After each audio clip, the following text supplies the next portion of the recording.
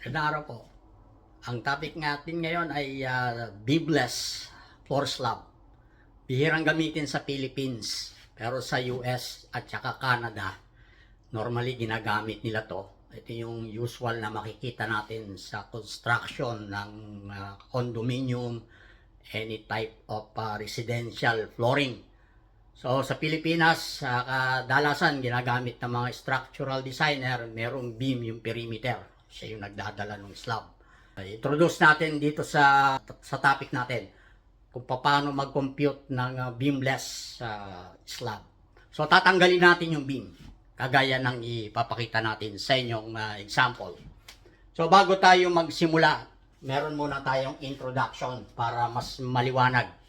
Meron siyang advantage and disadvantage. Kung babasahin natin, meron akong tatlong bullet for advantage. Sabi natin dito, eliminate beam stirrups. Natural, mawawala yung stirrups dahil yung stirrups nasa beam. Tatanggalin natin yung beam, mawawala na yan. Number 2 bullet, simplify formworks fabrication. Natural, nawalan tayo ng beam. Maraming maaalis. Ano yung fabrication ng stirrups? At saka yung pagpo-form ng mga bakal, matrabaho yan. Lalagyan natin ng formworks, may mga vertical and horizontal. Lalagyan natin ng support.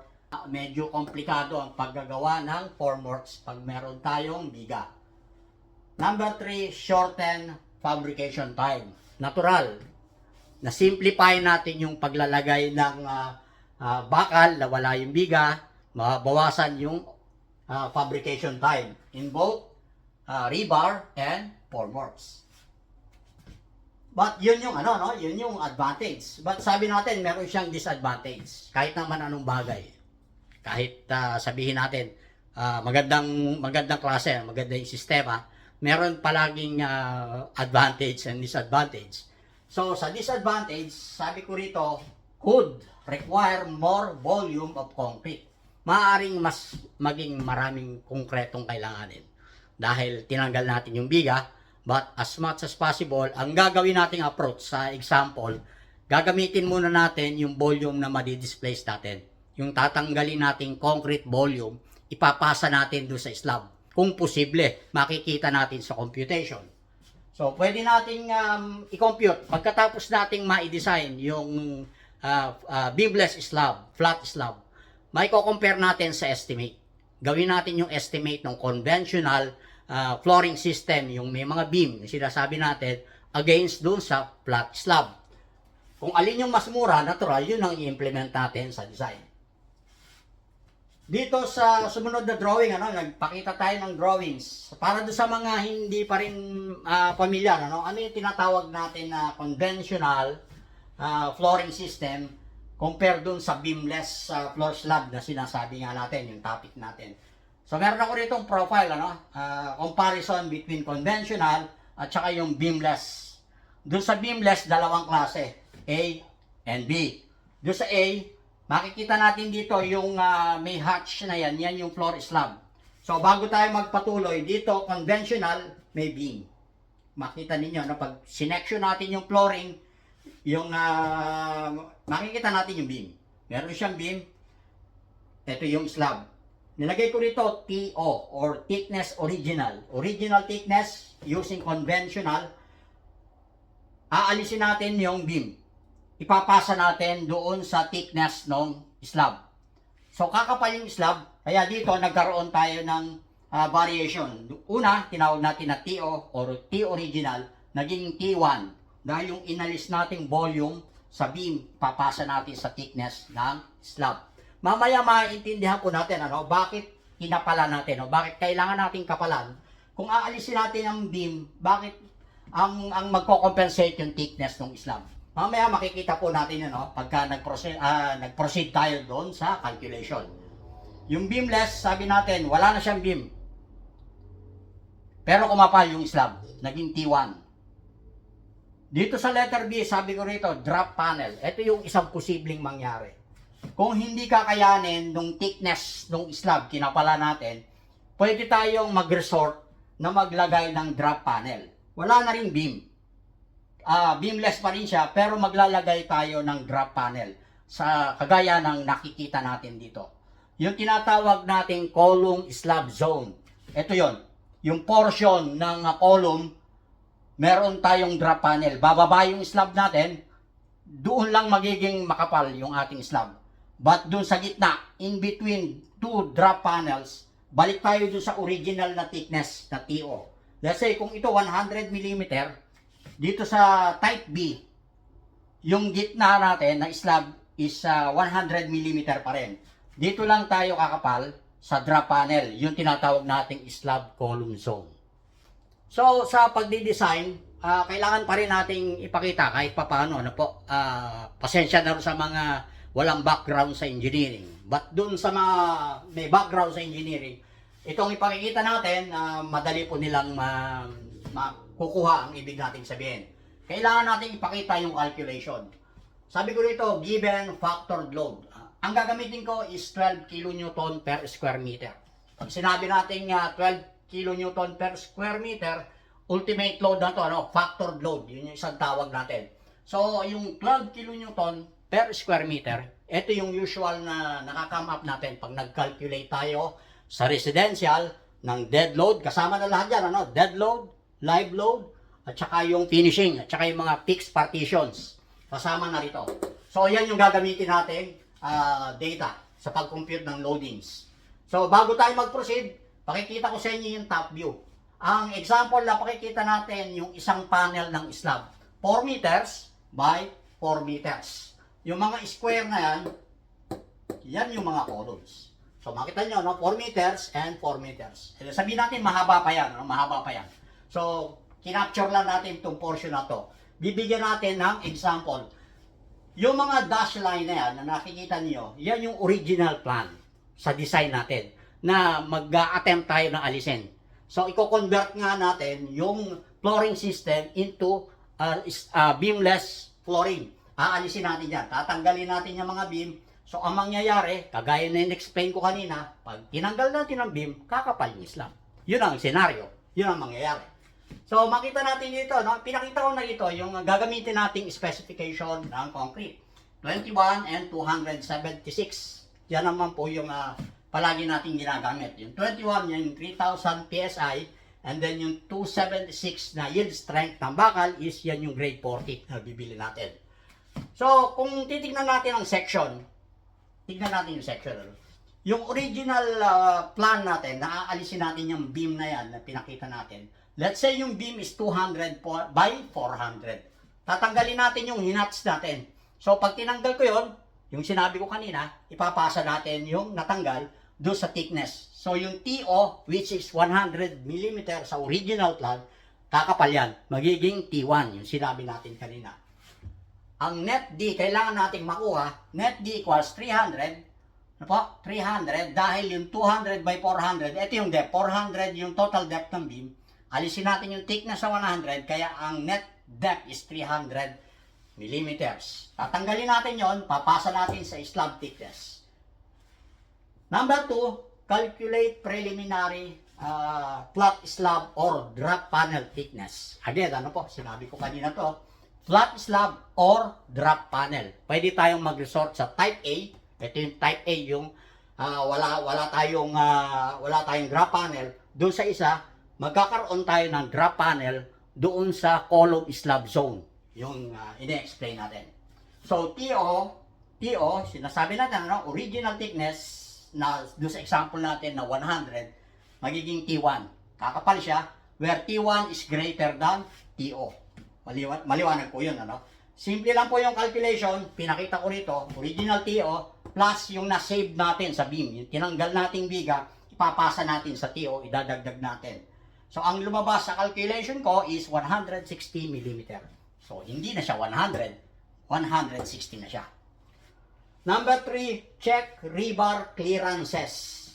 I-zoom in ko, pinakita ko lang yung section. So, kung mapapansin niyo, in-apply ko na rito, 160. Yun, yung 160 nakuha natin. So, umapal na, kasi wala nang beam. Meron akong dalawang color, yung green, and then yung red. Yung red, ano yun? Yun yung original design. Walang mababago. Sa slab, kung yan yung original design natin ng rebars, yun yung red. But yung green, ito yung nandoon sa column slab zone. Nalalagay natin na tatawagin nating matte rebar. Ano po? Matte rebar. Doon sa column slab zone. Mamaya makikita natin kung paano pag-compute. Paano natin malalaman kung ano ang dimension ng matte, ano ang sizes ng mga bakal ng matte, ano yung spacing. Yun yung green. Again, yung red, yan yung original design natin sa slab. Noong nandoon pa siya sa original thickness na 100 mm. So, sabi ko rito, T-required, kasi ang sinasabi natin sa number 3 is check rebar clearances. Yung 160, i-check natin kung papasok ba yung mga bakal na ilalagay natin. Ang original design na bakal is yung red, ano? Pinag-iba ko yung kulay para makarelate kayo, ano? Yung dalawang 212 mm. Yung isa horizontal, yung isa, sabihin natin yung isa longitudinal, yung isa transverse. So, kaya 2 times 12. Dalawang piraso. Pag sasamahin natin yung dalawa, 12 mm yung ginamit kong bakal. But dito sa green, yung sinasabi natin na matte rebar, yung ilalagay natin sa column slab zone na makikita ninyo later, gagamitin kong size ng bakal is 16 mm.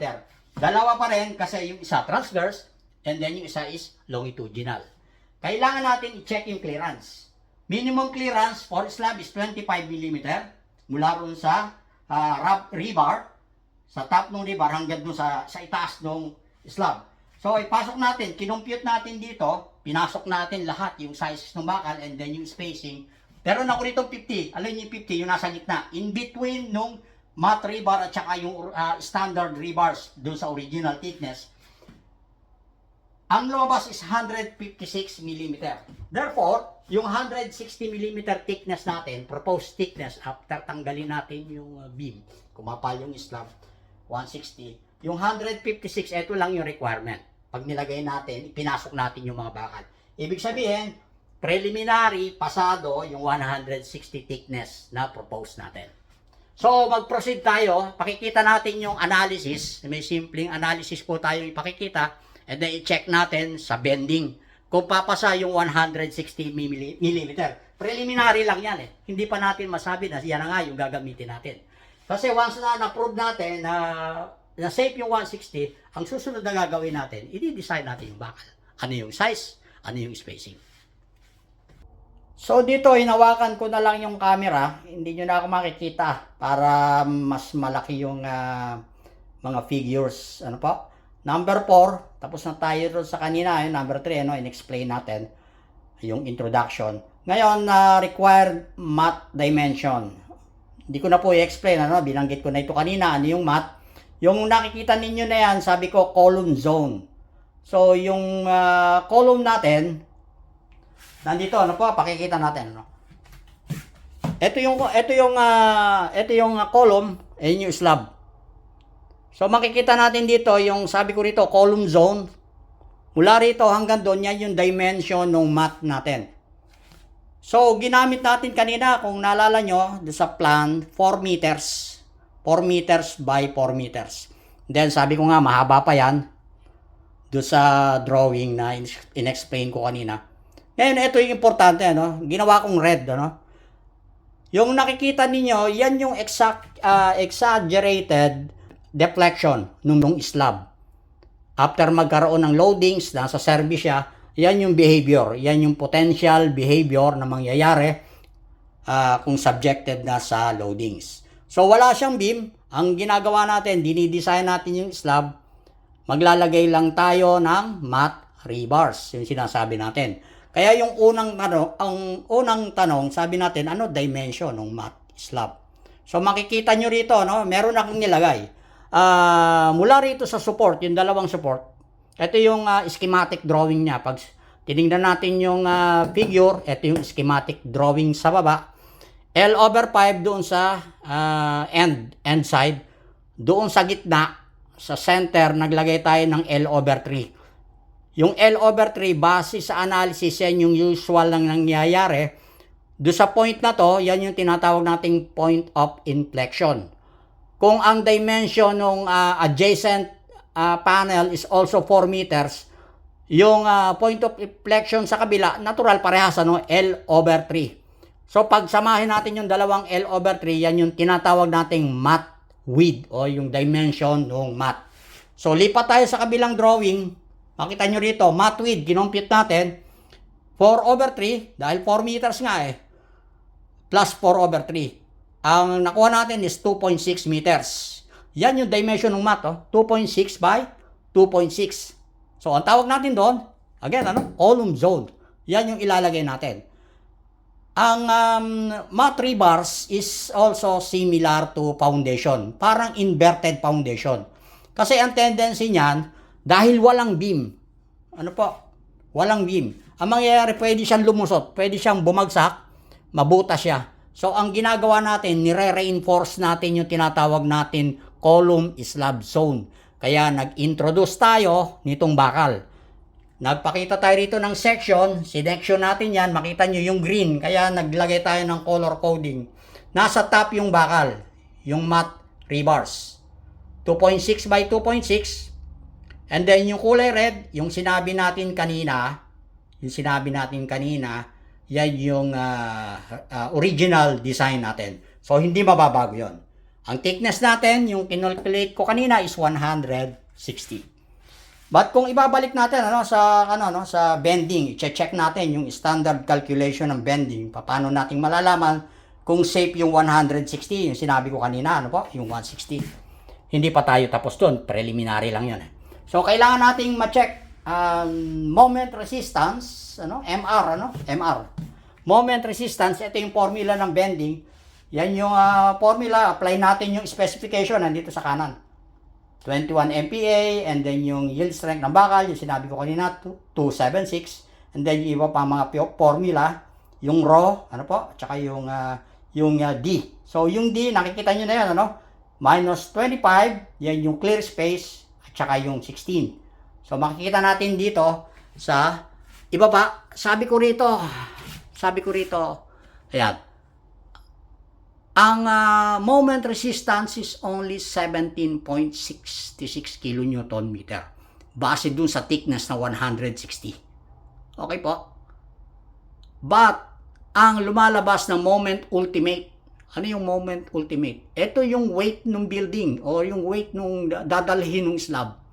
In-apply natin dun sa, kinumpare natin dun sa resistance ng 160. So, ang kailangan, magpareha siya.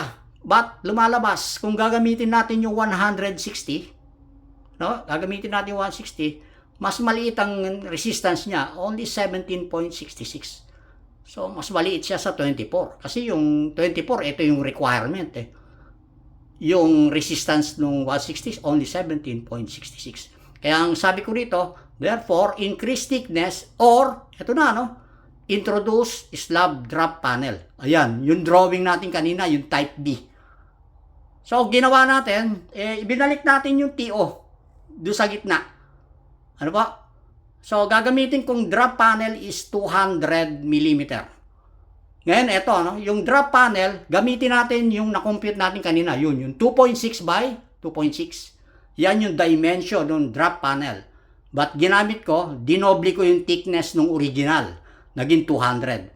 So, kailangan natin makuha yung effective depth. Effective depth or D prime equals 200. Susundan po ninyo. Minus 25 yung clearance ng bakal. Minus 16 yung rebar. Okay po? So, 159. Yan yung effective depth. Kasi gagamitin uli natin yung bending. Yung formula na yun. Yun pa rin, hindi tayo lumalayo, In-apply na natin yung 24 kasi safe yung 24 dahil yan yung computation natin, yan yung loadings. 24, apply na natin directly. Yan yung kailangan natin So, in-apply natin dito. Ngayon, ang magiging variable ay yung W. Yung ratio ng bakal. Kailangan nating makuha yung W. Nakuha ko is 0.051. Gagamitin natin doon sa relation ng raw. W multiply by F prime C divide by 2. 176. So, rho equals 0.0038.